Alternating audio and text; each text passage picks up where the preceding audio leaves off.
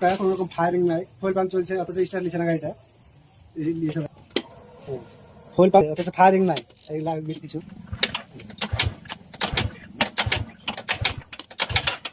স্ট্যান্ডে এবার বড় হলে পরে মাদ্রাসা আসছে না। তো সাইড স্ট্যান্ডের সেন্সার যেটা আছে ওটাতে গন্ডল করছে, সেন্সারটা রিপেয়ারিং হয় না, তো ওই তারটাকে বাইপাস করে দেবে।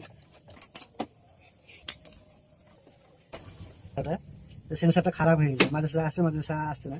তো এখান থেকে আমরা খুলবো এটা। এখানে 3 রকমের কালার আছে, দেখো সাদা লাল আছে, আর এই দুটাকে ডাইরেক্ট করে দিলে পরে বাইপাস আসবে। তো এই দুটোকে কেটে এখানে বাইপাস করে দেবো।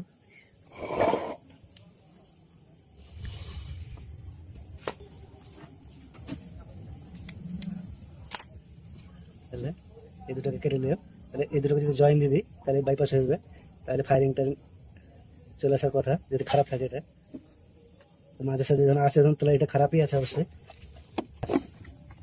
এটা পরে টেপ করে দেবো আমি, আগে দিয়ে চেক করবো লাইনটা। এবার এটা লাগে জোর দিয়ে দিছি, চলেছে।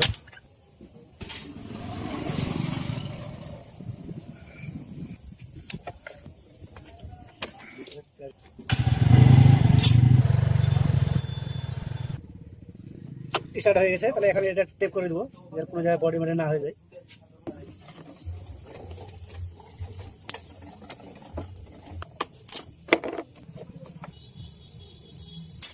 তাহলে আমরা টেপ সব করে দিয়েছি। লাইক করে দিবা, শেয়ার করে দিবা।